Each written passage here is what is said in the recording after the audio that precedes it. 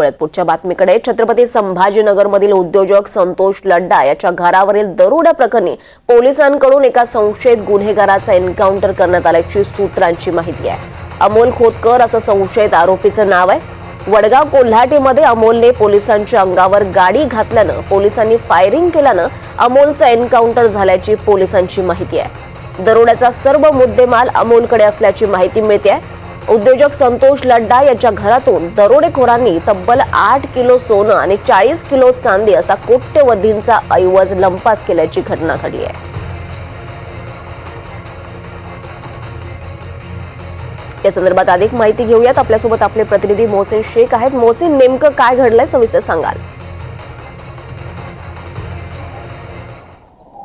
दीपाली, नक्कीच काही दिवसांपूर्वी छत्रपती संभाजीनगरच्या वाळूज परिसरात दरोड पडला होता। एका उद्योजकाच्या घरावर हा दरोड पडला होता आणि त्यानंतर मोठ्या प्रमाणात म्हणजे 8 किलो सोनं चोरीला गेल्याची बातमी जी आहे तर समोर आली होती। मात्र त्यातील काही सोनं सापडलं, मात्र मोठ्या प्रमाणात सोनं हे चोरीला गेलं होतं। या सगळ्या प्रकरणात पोलिसांनी 5 आरोपी पकडले होते, मात्र एक आरोपी अजूनही मिळाला नव्हता आणि त्याचा शोध घेत असताना रात्री त्याचा एन्काउंटर करण्यात आलेला आहे।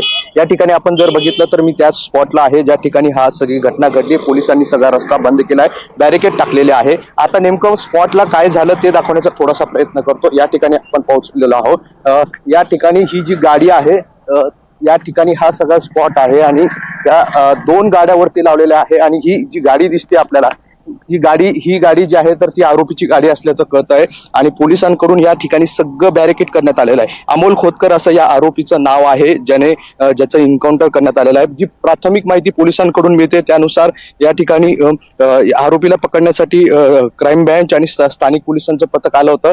त्यानंतर जे आहे तर पोलीस आणि या आरोपीमध्ये चकमक झाली। आरोपीने जे आहे तर पोलिसांवर गाडी टाकण्याचा प्रयत्न केला आणि त्यावेळी जे आहे तर आरोपींकडून जे आहे तर फायरिंग करण्यात आली। क्रॉस फायरिंग मध्ये या आरोपीचा मृत्यू झाल्याची जी आहे तर माहिती मिळते। हीच ती गाडी आहे जी आरोपीची आहे आणि याच ठिकाणी सगळं हे घडल्याची माहिती जी आहे तर मिळत आहे। आता पोलिसांनी या ठिकाणी सगळं बॅरिकेडिंग केलेलं आहे। माध्यमांना जे आहे तर परिसरात लांब राहण्याचं सांगितलं जात आहे आणि या ठिकाणी जे आहे तर ही जी गाडी आहे या गाडीतून हा जो अमोल खोतकर जो आरोपी आहे तो जात होता आणि त्याच वेळी पोलिसांनी त्याला अडवण्याचा प्रयत्न केला आणि त्याने पोलिसांवर ही गाडी टाकण्याचा प्रयत्न केला। अशी जी प्राथमिक माहिती मिळते त्यानुसार जे आहे तर एका API दर्जाच्या अधिकाऱ्यांनी ह्याच्या गोळीतून हा एन्काउंटर झाल्याची माहिती मिळते आणि ह्या सगळ्या परिसरात आता पोलिसांनी संपूर्ण जे आहे तर बॅरिकेडिंग केलेलं आहे। कुणालाही या ठिकाणी येऊ देत नाहीये। वरिष्ठ अधिकारी काही वेळात या ठिकाणी पोहोचणार आहे। स्वतः पोलीस आयुक्त देखील या ठिकाणी पोहोचणार असल्याची माहिती मिळते। आता ह्या सगळ्या ठिकाणी जो आरोपी आहे तो रात्री नेमकं काय घडलं हे सगळं आता पोलिसांकडून ब्रीफिंग केली जाण्याची शक्यता आहे। मात्र हा सगळा एन्काउंटर जे आहे तर यावरून आता शहरात एकच खळबळ उडालेली आहे, कारण हा अमोल खोतकर आहे त्याचा शोध पोलीस बऱ्याच दिवसांपासून घेत होते आणि रात्री 12:30 ते 1:30 वाजेच्या सुमारास हा सगळा प्रकार या ठिकाणी घडलेला आहे। जी प्राथमिक माहिती पोलिसांकडून मिळते त्यानुसार अमोल खोतकरने पोलिसांवर फायरिंग करण्याचा प्रयत्न केला आणि त्याचं प्रत्युत्तर देत असताना पोलिसांकडून अमोल खोतकरचा जे आहे तर एन्काउंटर झाल्याची माहिती मिळते। आता ह्या सगळ्या प्रकरणात जे आहे तर अमोल खोतकरचा पोलीस अनेक दिवसांपासून तपास करत होते।